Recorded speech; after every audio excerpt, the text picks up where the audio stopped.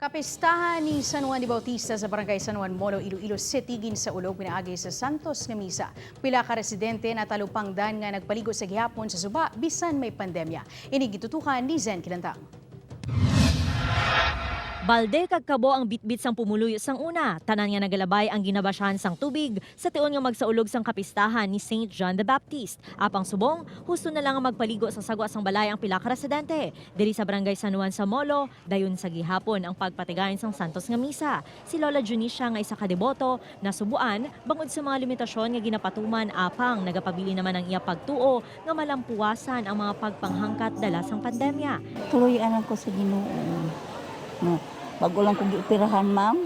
Subong nga tuig wala sa gihapon sang selebrasyon, kan-anay kag basyahanay. Ginapanugyan na ng residente nga magsunod sa health protocols. Aboy lang ang mga special gathering.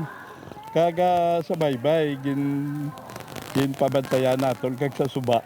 May mga residente sa gihapon nga nagpaligo sa suba bisan pa nga ginadumilian. Siguro mga sulod-sulod, may mga report kita sa mga pila ka mga suba sa sulod-sulod sa aton nga mga barangay diri sa syudad nga may ara gid man. Bata padya ginapakagtuan dahil naton kag ginapadeployan tawo kay para nga masaway ini sila. Sa isla sang Boracay sa Malay Aklan, nangin matawhay. Wala sa may nadakpan nga nagpaligo sa baybay, ilabi na nga ginadumilian ang group swimming kag mass gathering. Upoy kay Romel Porquia, Zen Kilantang, One Western Visayas.